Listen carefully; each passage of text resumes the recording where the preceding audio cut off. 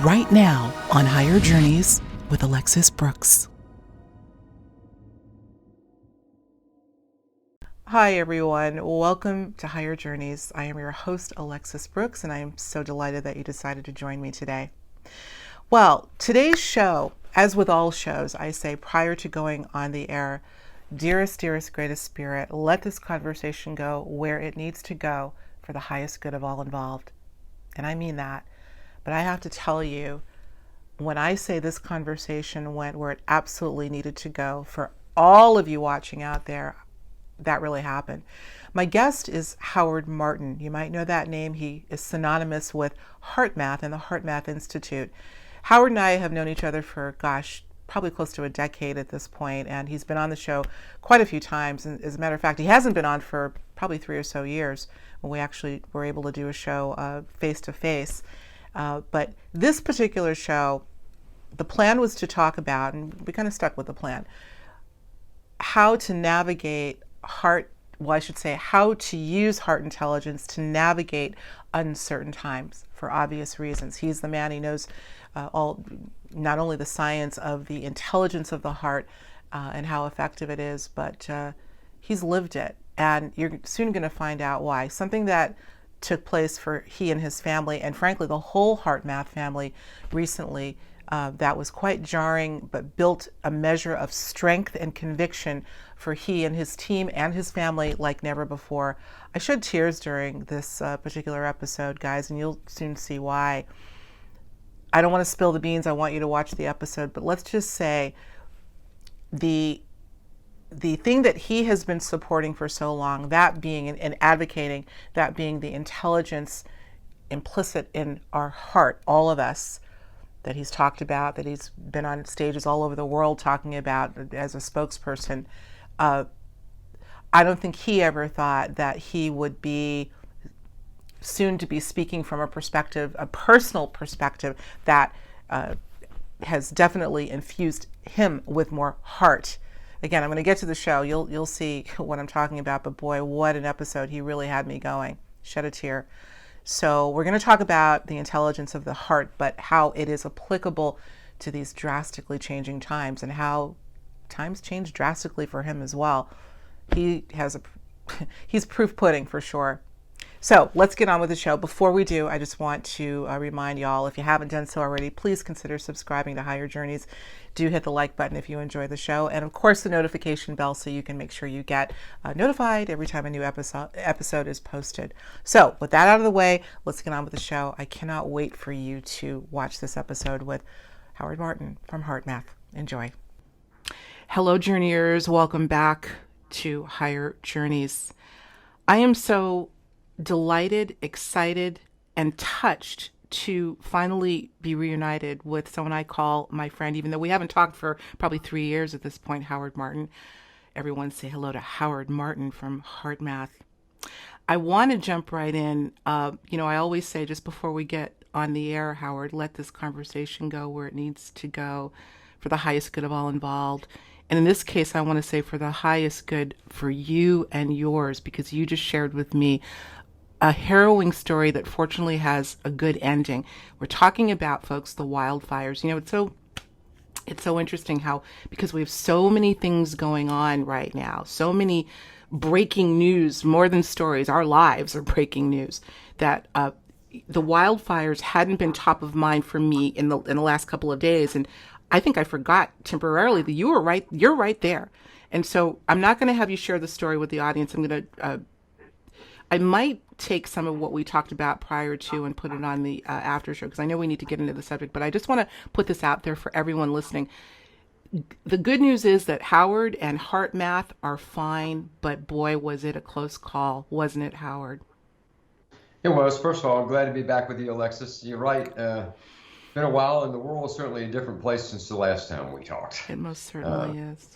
Yeah. Amazing amount of change happening, and from seeing me do my live talks and things before COVID, I talked about the acceleration of the speed of change, and about how a new world was birthing itself right in the midst of the old one, but that we were going to go through challenging times in the process. It was all part of a process, and that in the end, it was going to be a really good thing. And then, of course, years later, all that came to pass in unexpected ways, nothing that, any of us, including me, could have predicted. And so here we are, living in this new world full of obvious challenges, but yet I think many people sensing growth, sensing the rise of their own human spirit in the middle of it. And that's simply the case for the bigger picture view of it all. And certainly it's been true for me.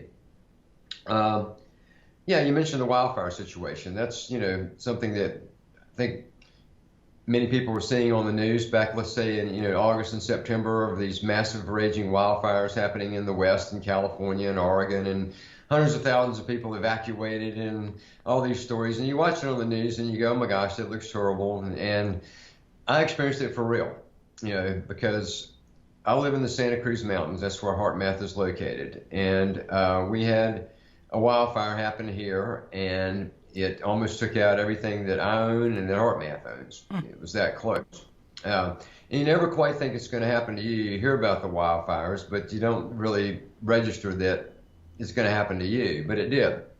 And it was just reports were that there had been lightning strikes and there were some fires up in the Santa Cruz Mountains. That happened. So what? No big deal. And then it was a Tuesday, and during the day, I was smelling a lot of smoke, and I was seeing some ash in the air, and I'm still watching the news, and it doesn't look like anything is imminent. And I went into my office that night. I was working in there, and about 8 o'clock, my phone just made this horrible noise and went off, and this message was there saying that I had to evacuate immediately. I thought maybe it's just an alarm, maybe it's a warning or whatever. I went down to the Boulder Creek Fire Department where we live. And I said, what's up with this? And the guy very soberly looked at me and said, you need to get out, and you need to get out now. We have to be able to protect you and the rest of the citizens here from what we know is coming. And that was his word, what we know is coming. And I walked out of there going, what in the world? And I went and, and got my wife and some belongings and left. And I thought, well, it'll be a 2 or 3 day thing, right? They'll come in, they'll fight the fire, they'll bring in the big, air support, they'll knock this thing out, and they're just trying to keep everybody safe. And so I went with some other people to a friend's house, and we went there, and the next thing you know, it's coming and coming and coming. Well, the punchline of the story is that this fire lasted for 3 weeks.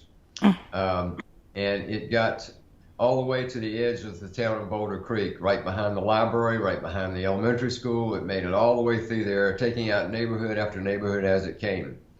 It wiped out California's oldest state park, an old-growth redwood park. The trees survived, but the park is gone, called Big Basin State Park. It took out homes and neighborhoods and buildings within 100 yards of my house that are now completely gone. They're nothing but rubble and ash.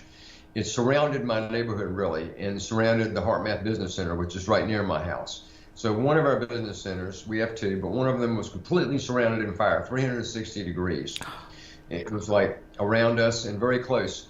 The Boulder Creek Volunteer Fire Department, bless their hearts, were having to fight this fire on their own. The fires were so big and there were so many across the entire region that they didn't have CAL FIRE support. They didn't have any way to help them. And the fires were out of control. They were burning up everything, and the fire department guys were told they had to leave, that they had to evacuate. If they didn't get out now, there'd be no evacuation route for them, and they would be trapped, and they had to go. And they were told that they had to leave. They had to give up the town, is what they were told, of Boulder Creek, which means their entire town was going to be gone. Not to mention my house and the HeartMath facilities. They refused. And they stayed and they fought the fire, and within about 36 hours, I think, support did arrive. It came from actually Los Angeles, where there were firefighters from all over the state coming to help. And a whole bunch of firefighters from Los Angeles came, and they worked together, and they basically saved the town.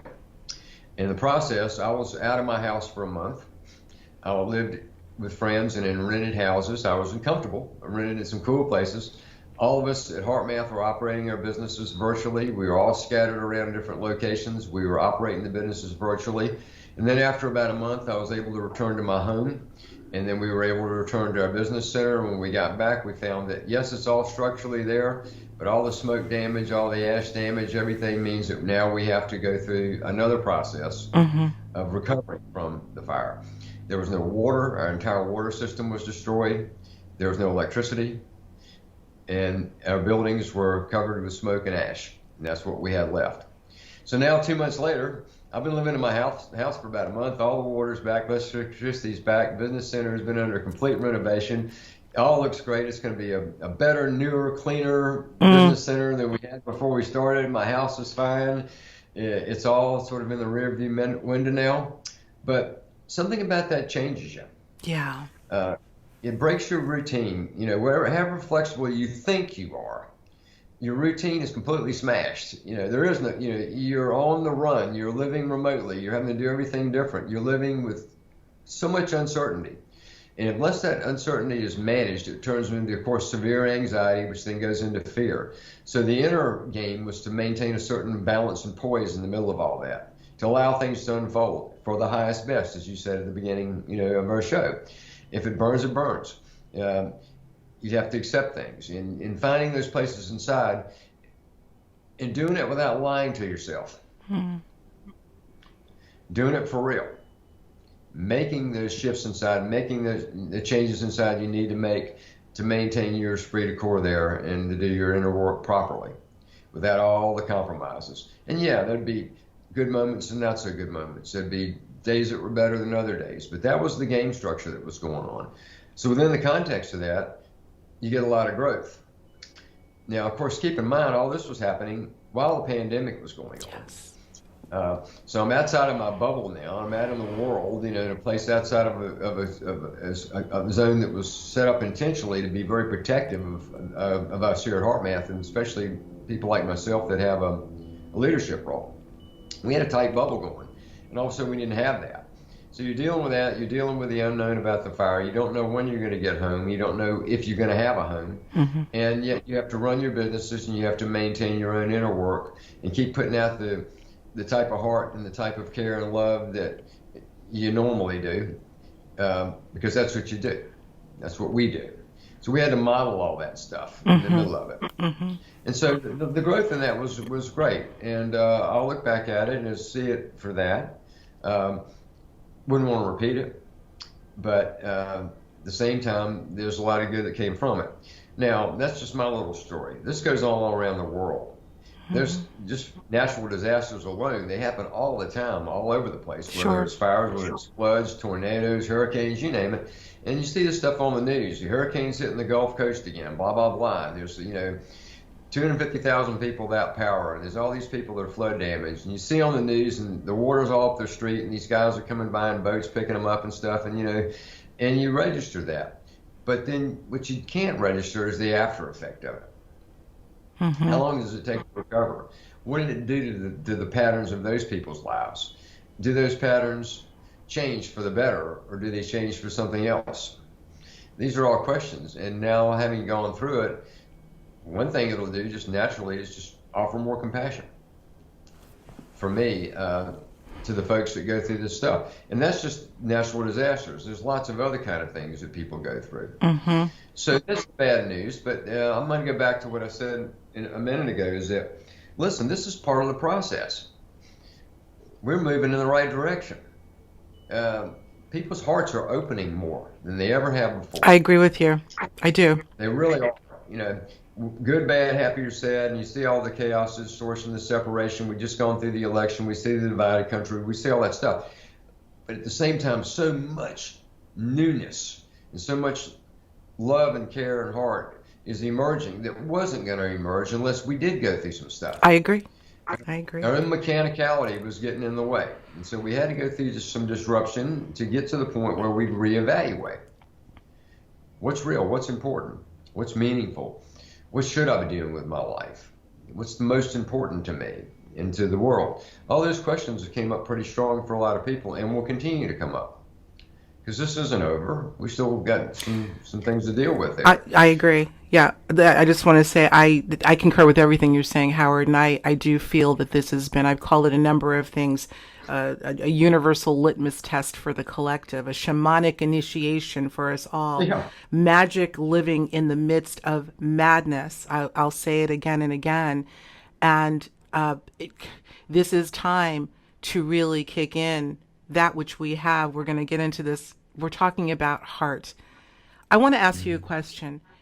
you now have, and please forgive me from, I'm not making light of it at all, but you've got the best material, having the courage of your convictions and what you personally and what the organization has gone through to really talk about now what heart intelligence and heart period is all about. How did this change or expand, or how can you now expound upon this precious organ we have? What did this experience do to you in that regard? It's a really good question, Alexis, and I've been pondering this. Like as a speaker, author, speaker, world traveler, guy, and all that, part of my role here at HeartMath, all that got suspended with COVID, right? And we're all on shutdown on that. It's not happening. And I've been pondering too, like when that all is in the rearview mirror and I go back to doing that, what I want to do different. I know that I don't want to do the same thing I was doing. I don't want to say the same things I was saying before exactly. I don't want to go back to the same pattern. There's something new and different that I need to bring to what I am trying to do to help people in the world. What's interesting is I don't know what that is yet. Because I feel like the process is still unfolding. I definitely feel like a new me is being invented here, like it's almost like a new operating system is being installed, and it's changing. It's changing what's valuable to me and what I want to do and what I want to say. And in some ways, this is a good thing. I'm sure I feel smaller than I ever have before, less important, less identified with being an author, speaker, person that goes on the stage and gets the applause. That stuff just matters so much more or less to me now than it did before. And I don't know what that's going to do to what I say and to the message that I have to people, except for I still want to promote the fact that I think that we are changing in dynamic, important ways very quickly, and that's going to be a good thing, individually and collectively. And that is happening not just to me, but to so many people everywhere in their own ways. So that's still going to be a theme that I have in the message of it all. Heart, well, it gets talked about a lot. It's in the air right now. I've always been about a new understanding of heart, to take it out of this sort of sentimental view of it all, and that it's all about just the emotional heart, and put it into an intelligence. It's that guidance system. It does show up with the ability to overcome challenges. It definitely proved itself to me, even at another level, something that I've said many, many times. It is your source of self-security. When times like the fire thing happen, where do you go? Right. What do you do? You're not going to sit there and figure this out through logic, linear intelligence. You're not going to be able to deal with that. Nothing you can do. And so it puts you deeper in your own heart, and you find the self-security there to say, you know what, so what? If it burns, it burns. Get a new house. I'll lose everything I have. Yes, so what? Was that stuff really important in the first place? That's the heart talking, and you find that place inside. So we're talking about an intuitive intelligence that actually shifts you into a different vibratory rate that changes perception on everything. It's a dimensional shift in many ways of looking at things in your life and the world. It doesn't happen just through a great mind. It doesn't happen through being able to memorize a lot of facts and then regurgitate those facts. That's the type of intelligence that's important, but this is something different. And it is that place where you really do begin to see differently. Your inner experience of things is different.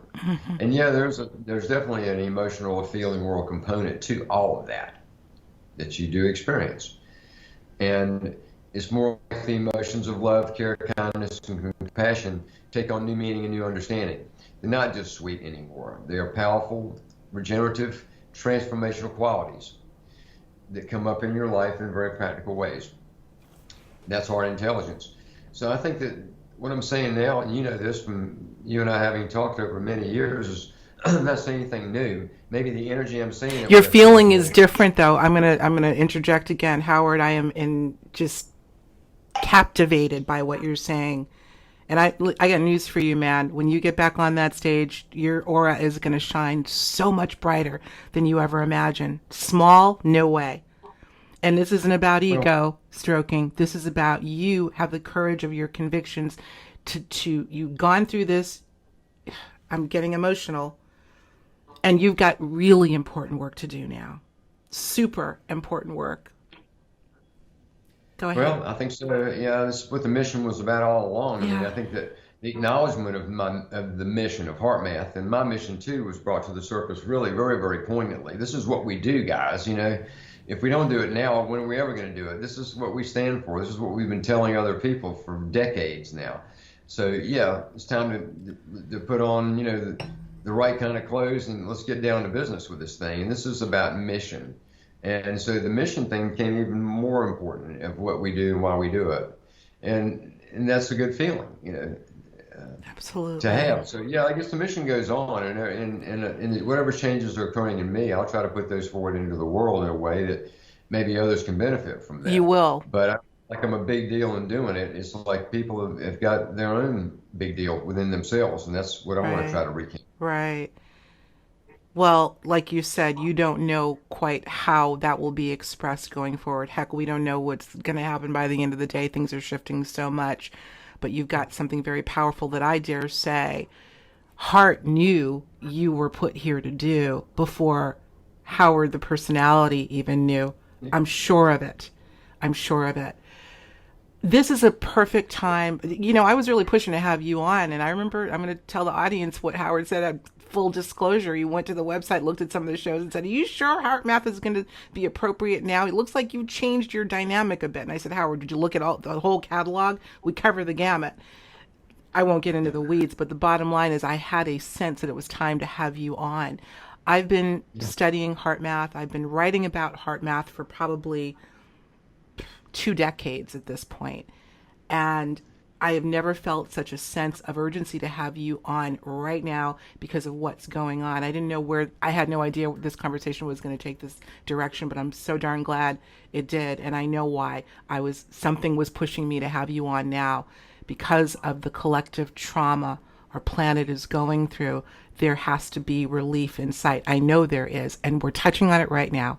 So I want you to get into this a little bit more. That let's get you put your testimony out there. And journeyers, I know, as I get teary-eyed, I don't know how you're feeling, but this is pretty heavy stuff, and it's beautiful. The HeartMath experience. Let's transition into that. This is something that you've got on your website. This is a beautiful thing, and I'm going to say right now, this is something that was a product or a service offering of HeartMath for sale, and you have decided, or not you individually, but the team decided to offer this free of charge because of what people are going through now. Tell us about that, because we're going to get into that a little bit. Well, that was last year, but it certainly showed up as an important offering for this year. Mm-hmm. We were trying to create a program that would be sort of the entry point into HeartMath. A lot of people would say, we hear about you guys all the time. We can't tell quite what you do. We want to, understand more. We want to learn some HeartMath, but we're not ready to take, certification training programs, which are wonderful and all that. But I want to learn something. I want to know what this is about. So we set about creating a program that could do that. Now, over time, I sort of ended up in a sort of a lead role in this thing as one of the producers, and I'm featured in it a lot. That wasn't the original intention, but that's kind of what happened. And what we ended up trying to do, we said, look, this can't just be about information. This has to be about an experience. So it is a training program in a way, but it does not need to feel like a training program or academic. And so we created this thing, and I found wonderful partners to work with. A lot of really interesting things occurred to where I found the right partners. They were totally unobvious people for us. They're a film company in Mexico City. They got it. There were a whole lot of people bidding on this thing. Their bid was, one of many, but my heart intuition said these are the right people. I went to Mexico City. I visited with them. I checked it all out. Totally unobvious. My other HeartMath executive says, "You're crazy. You can't use these guys. You don't know anything about them. They're in a foreign country, whatever." And I said, "No, well, these are the guys. I'm going to do it with them." And so I did. Can't imagine having done it with anybody else but them. And so what ended up evolving is that we have this training course that feels like a movie. It's a training course in a sense, and it's divided into chapters, right? So there's there's 9 chapters. There's 9 chapters. And so there's a course construct to it, but when you watch it, you feel like you're watching cinema. And so the cinematic kind of learning thing evolved from that. So we came out with it in early this year, January, and we started selling it for $29.95. Well, other people started jumping on it. Film festivals wanted, they said, this is the new genre we've been looking for. We've been seeing people try to do like learning in a cinematic way, but nobody's pulled it off like this. And, so can we show it at our film festival? So these film festivals were coming in, starting to pick this thing up. Gaia shows up. Gaia wants to license Excellent. it. They give me a great licensing deal, and Gaia takes it and starts pushing it, and we're doing great. And then the pandemic hits. And everybody's in shock. They're all going into shelter in place. All this stuff is happening. And our founder, Doc Childre, the founder of HeartMath, comes along and says, we need, and we were getting calls all the time. Can you be on our podcast? Can you be on our meditation thing? Can you do this? Can you do that? Myself and Deborah and Roland, the other HeartMath spokespeople, we were doing that. Doc's this kind of scattershot. Can we do something really central that would give people something right now that could maybe help them through these times? And he said, why don't you give away the HeartMath experience? We thought, okay, that could be interesting. So we put it out there, and we said, you can have this for free for a certain limited time, by the end of the month or whatever. And we went to some of our partners, our friends, other authors and speakers that we know that I'm sure your listeners know, and they all said, yeah, we'll get behind this. And they started putting messages out their community, and it just started taking off. And today, well over, I don't know what the number is now, 150,000 people have watched this thing for free. The numbers on Gaia went through the roof. I mean, all this stuff. So there's been hundreds of thousands of people that have watched the HeartMath experience now. As a result, whole lots of new people have come to HeartMath. Our database size has increased dramatically. Over 40% of the people that saw this had never heard of HeartMath before.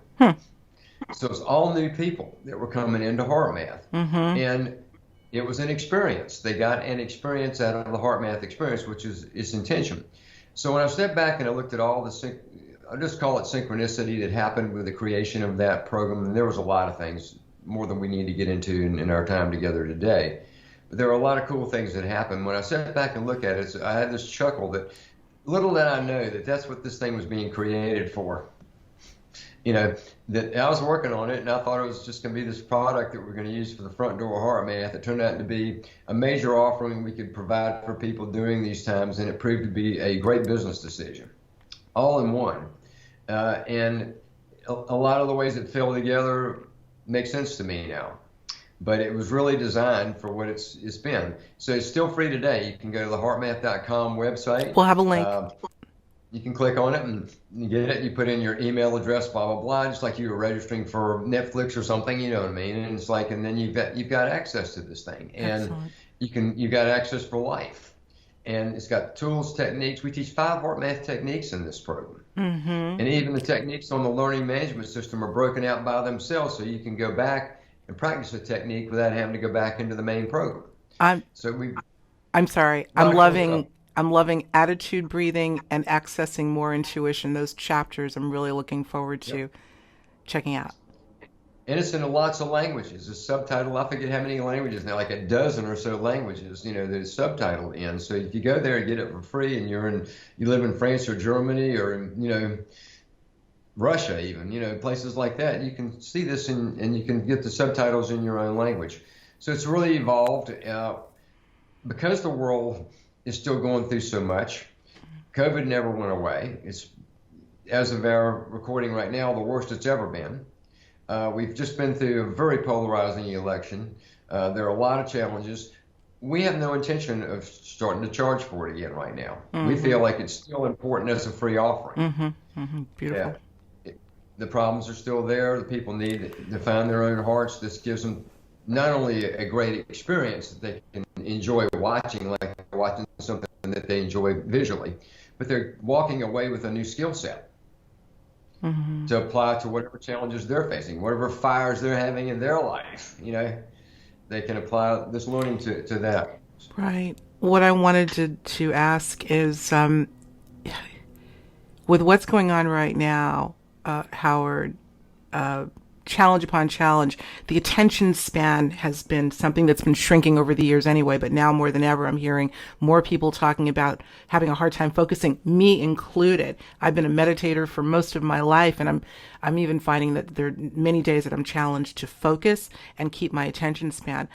I'm so glad to hear that this, I can't wait to watch it, that this almost views like a movie versus a training that you've got to be attentive. And so I'm hoping that will help. But what advice would you give to people in terms of the ever shrinking attention span in the midst of all that's going on to be able to focus on something like this and get something out of it? Well, the reason the attention span is short is because of the overactive mind and emotions.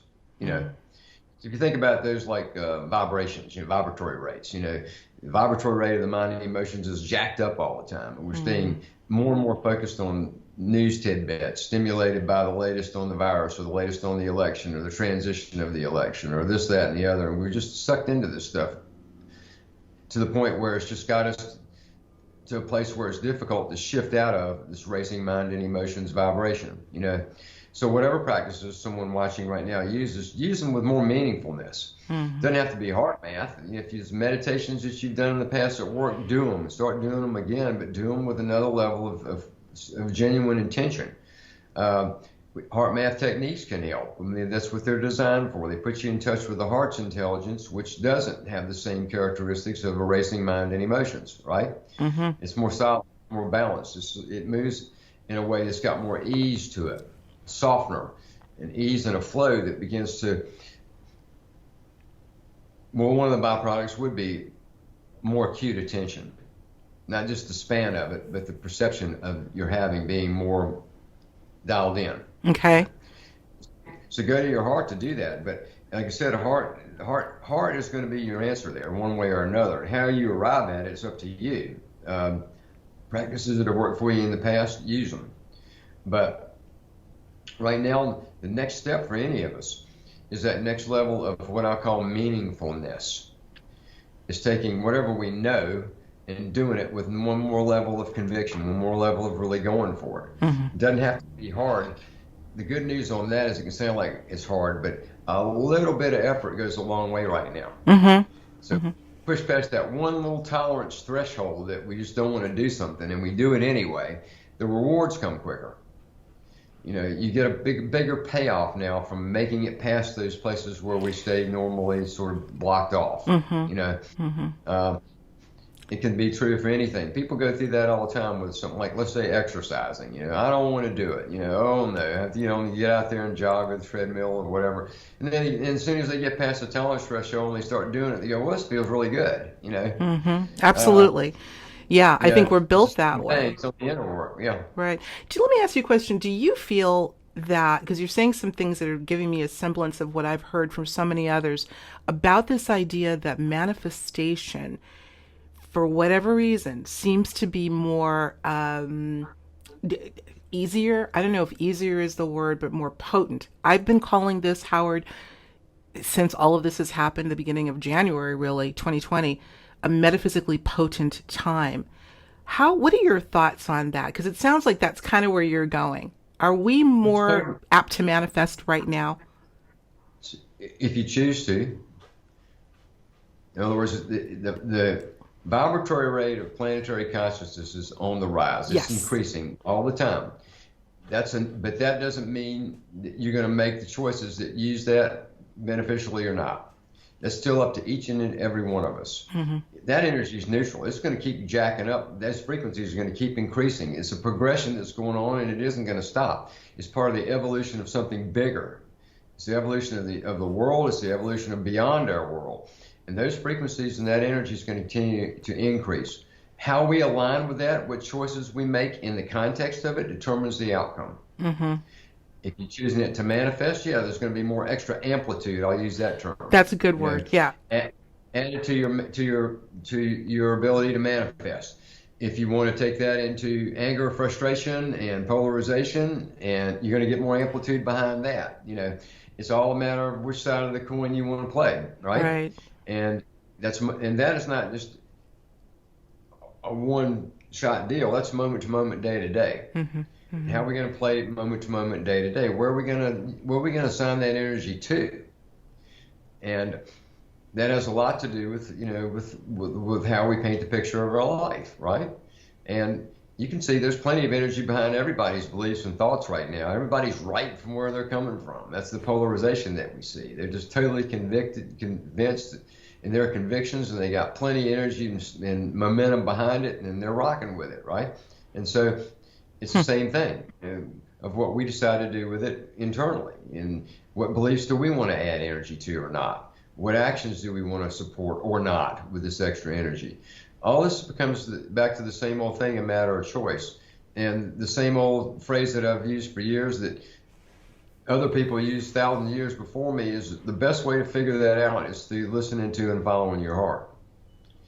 You're not going to figure it out by figuring it out, just with a sharp mind alone. No. It requires slowing down and asking for that heart's guidance to know what to do when and how to apply that energy.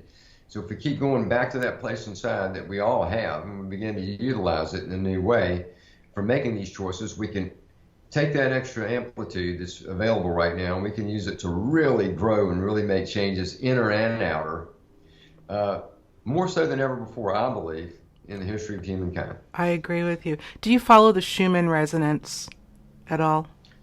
Yes, I'll leave that to our scientists. Basically, as you know, I'm a scientifically informed comedian, according to what the media said about me. But, so I'll leave that stuff to the science guys here at HeartMath, and I take enough of it to act like I'm smart when I can talk about it. But Oh, I don't really please, know that much about it. please. Now, if that's how you describe yourself, I'm not even going to mention that I know anything about it because I don't. Listen, though.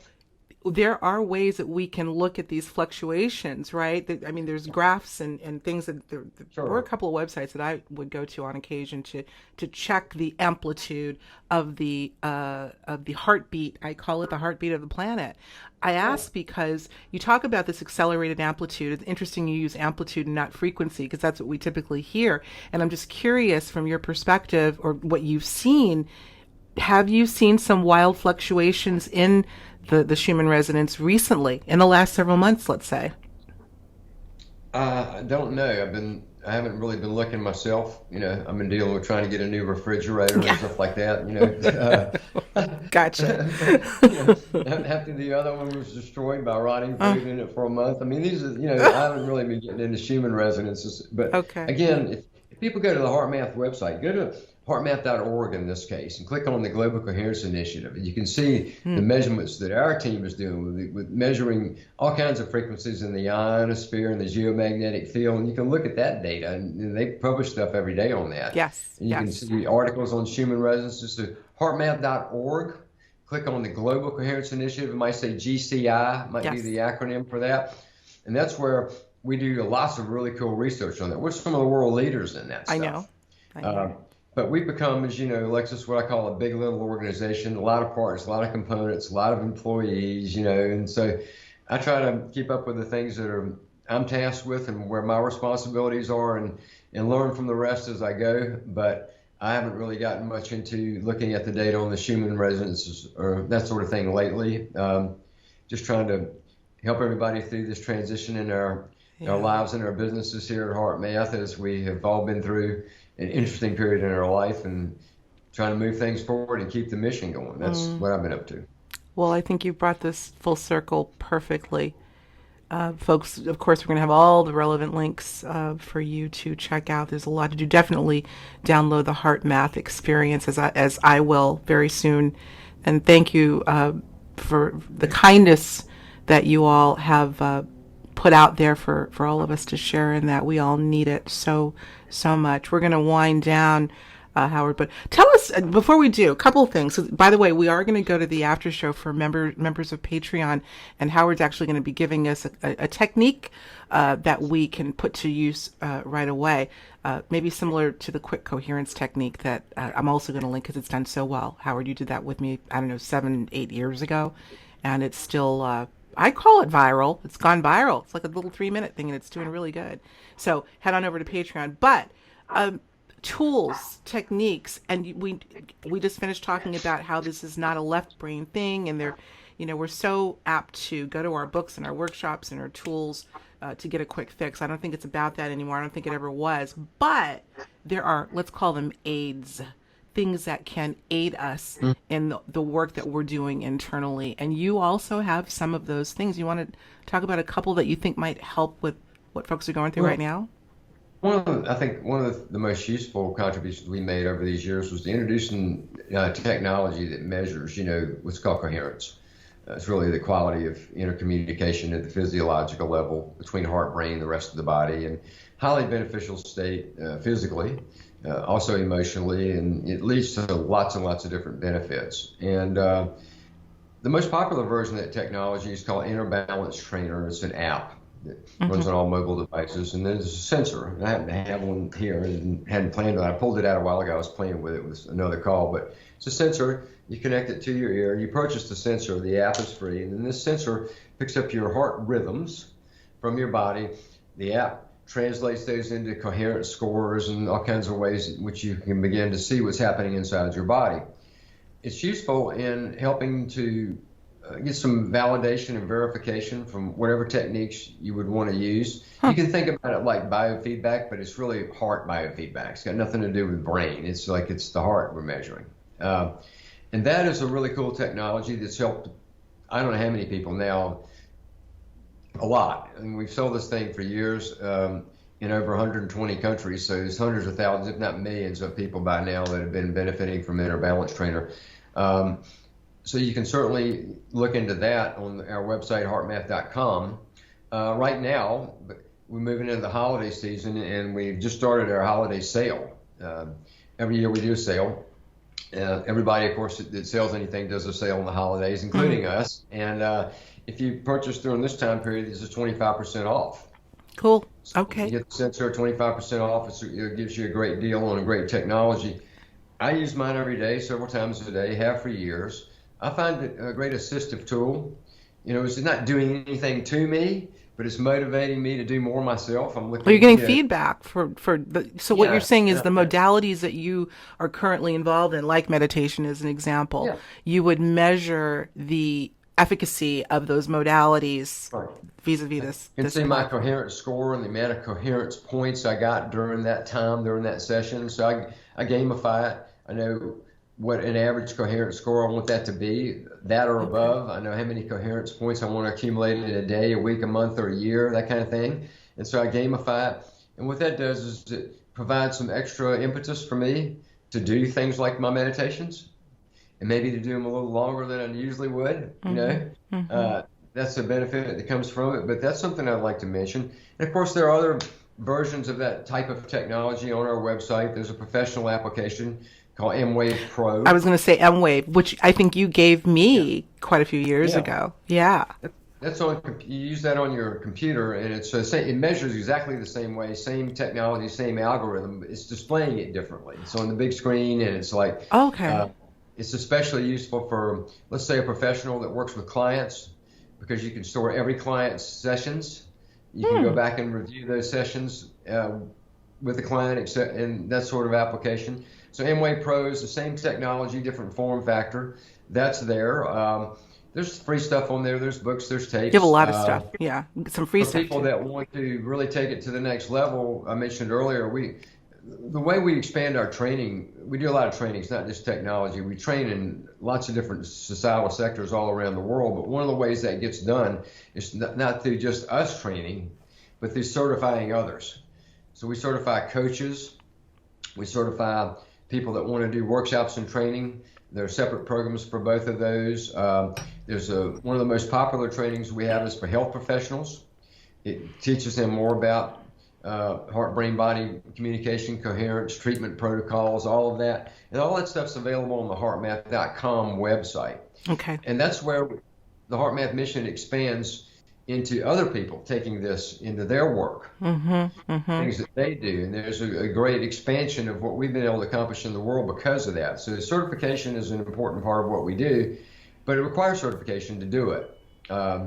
To do it right. I mean, people can take the HeartMath experience, and I would encourage, if you like it, share it with others. If you want to show it to somebody else, please do. There's no limitations on it. There's no, intellectual property laws being violated, and none of that stuff. And a lot of people do it that way. Okay. And then if they really want to take it into a much more detailed professional understanding, have more formalized training, then certification is the step. Absolutely. It really is. But not everybody's ready for that or wants that. So there's plenty of other resources for people that want to go a different direction. Whether it's for the layperson or the professional or somewhere you find Yeah, yourself somewhere in that's right. between, there's something for everyone at heartmath.com and heartmath.org. That's the 501c3 arm of this magnificent organization. I want to quote you as we wind down, Howard, from the HeartMath Experience movie. I'm going to call it the movie. You say, just like electricity changes the outer world, the heart changes the inner world. And I dare say your inner world has been changed. I think it's probably always been in the motion of change based on your conviction of heart intelligence. So now more than ever, I want to remind us all, including myself, let's, we hear the cliche, let's go inward. The heart is there for you. I say every Yeah, cell in the body, really, but certainly the heart. yeah, Let's go inward and discover the electricity on the inside, shall we say. So, yeah. It's a secret hidden in plain view, just like electricity was a long time ago. It was all around us, yet people didn't quite understand what it was or what you could do with it. Once they figured that out, the world changed and it changed fast. Same is true absolutely. for heart. We know about heart when we begin to really access it and understand what it can do, our inner worlds, and then subsequently the outer world of what we live in today called planet Earth is going to change As quickly. within, so without, as above, so below. It's a beautiful thing. Howard Martin, don't go anywhere because we're going to go next door to Patreon for the after Okay. show. But I want to say Bye, thank you. everybody. It's not on Patreon. Thank you so Get there, much. Bill, please. Love you, All right. by the way. All right, journeyers, we'll see you over there. Come join us. It'll be fun. We're going to do a technique. All right, guys, we'll talk to you real soon. Take care.